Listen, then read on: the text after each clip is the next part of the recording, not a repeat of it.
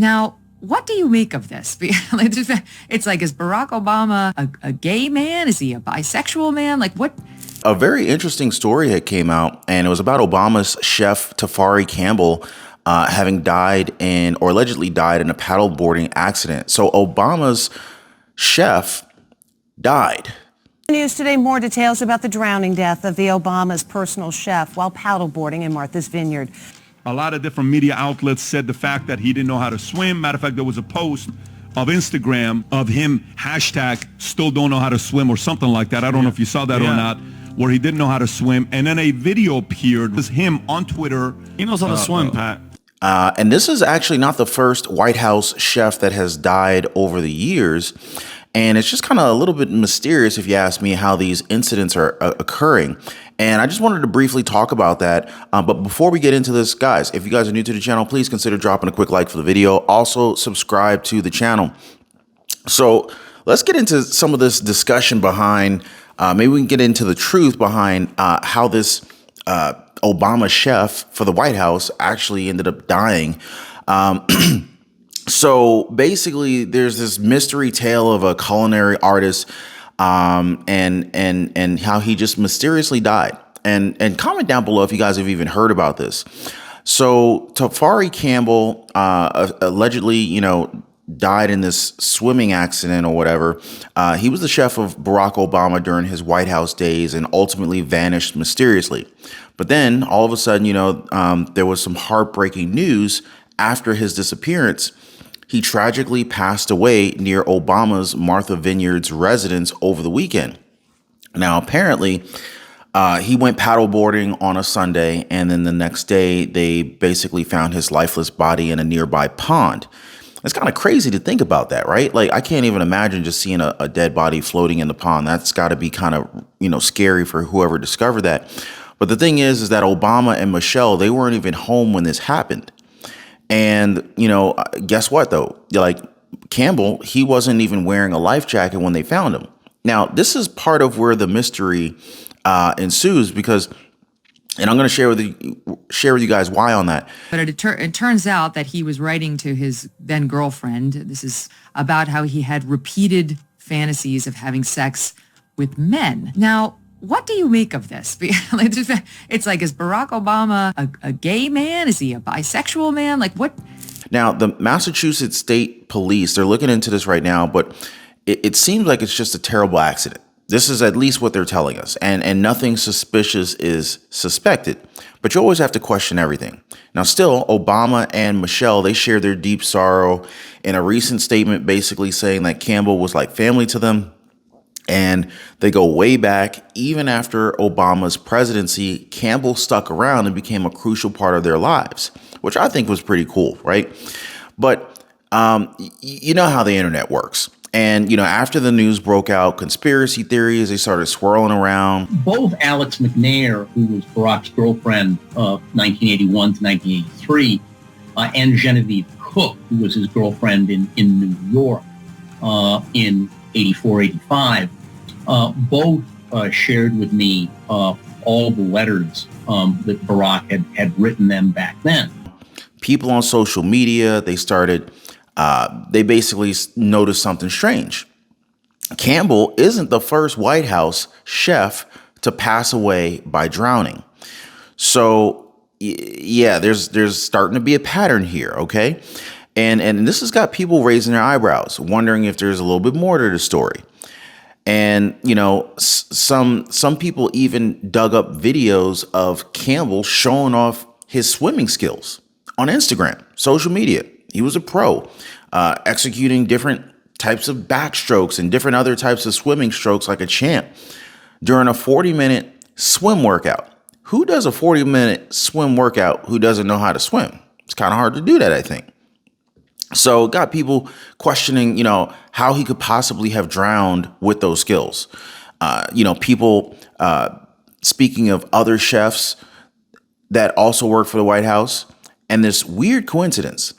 Like, remember Chef Walter Scheib, who served under President Clinton? He also tragically drowned while hiking in New Mexico. Now, some might say, there could be a connection, while others pretty much just chalk it up to mere coincidence. A long time ago, I stopped believing in coincidences, or coincidi. I don't know how you say that in plural. But anyway, so Campbell, he was an exceptional chef who ultimately served at the White House for nearly a decade, going back all the way back to George Bush's days. And he even cooked up some of the most famous presidential recipes, including Barack Obama's beloved honey ale beer, made with ingredients straight from the White House garden.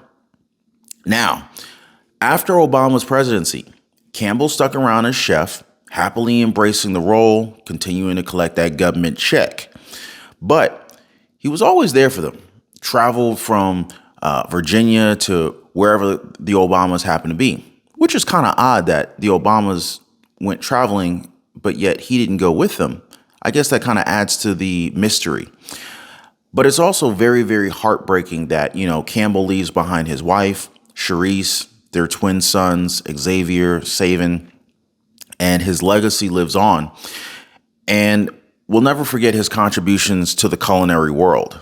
I'm a big foodie. I can totally appreciate his contributions. But what do you guys think?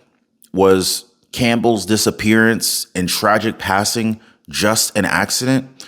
Or was there something more to the story that's not being told or hasn't been revealed just yet? Let me know what you guys think on that in the comment section down below. Real estate is still in demand from a residential standpoint. Commercial real estate, it's in the toilet, but residential real estate is still being bought. In fact, one property that we're looking at in Florida just recently went under contract that we had our eye on. They brought the price down a good bit, but it still went under contract. People are still spending that money. Now, compared to a year ago, the national median single-family existing home price rose 4% to $378,700. The year-over-year price appreciation decelerated when compared to the previous quarter's 8.6%. However, the U.S. single-family existing home prices dropped 8% when compared to the second quarter of the year, when it stood at $412,000. Wow, that's crazy. U.S. single-family existing home prices dropped 8% in a year.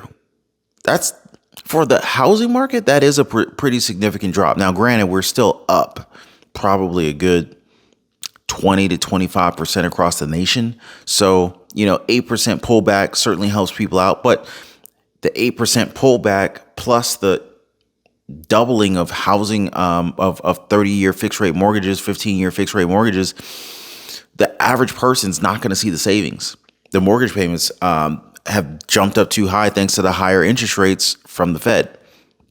So, we would probably have to see home prices fall another 30 to 40% from here, and interest rates would have to stay where they're at or decline for the average person to see any kind of savings on a monthly payment in terms of their mortgage payment if you're looking to buy a house. Now, $300 a month in these three stocks could make you a millionaire by retirement. So let's talk about, what is the link between the theoretical physicist Albert Einstein and investing? Well, new investors may not be aware that there was such a link between the two topics of discussion. So Einstein is sometimes attributed with saying compound interest is the eighth wonder of the world. He who understands it earns it. He who doesn't understand it pays it. Now, I really like that quote. I typically will use that quote in not every single day, but in daily conversation. But it means a lot. And it's kind of like, okay, how we often talk on the channel, if you're paying 18% interest on your credit cards and you're trying to invest in the stock market or even just keep your cash in the bank, you're getting destroyed. So, but people who don't understand this concept of having 18% interest going out in the form of, interest being billed to you versus a measly 1% or half a percentage interest rate being paid to you by your bank.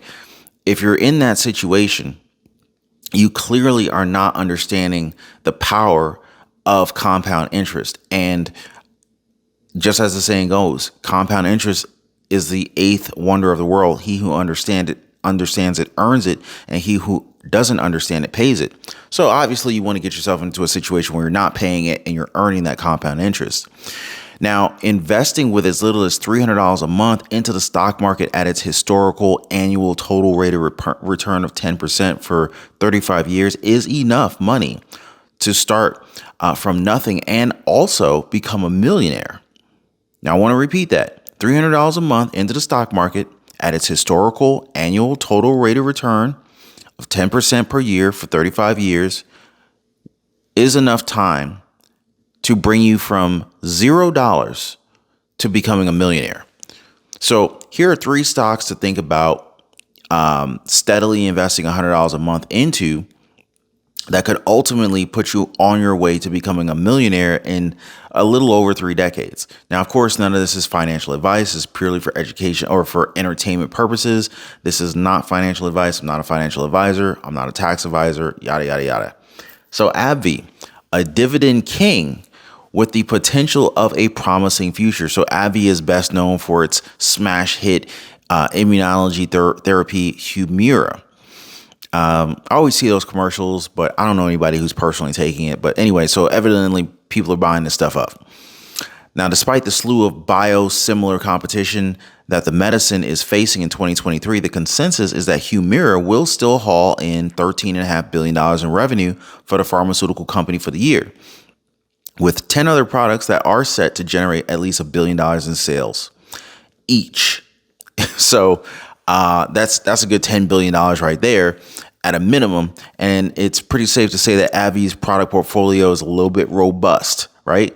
Definitely want to see more than one strong product, and AbbVie definitely has more than one.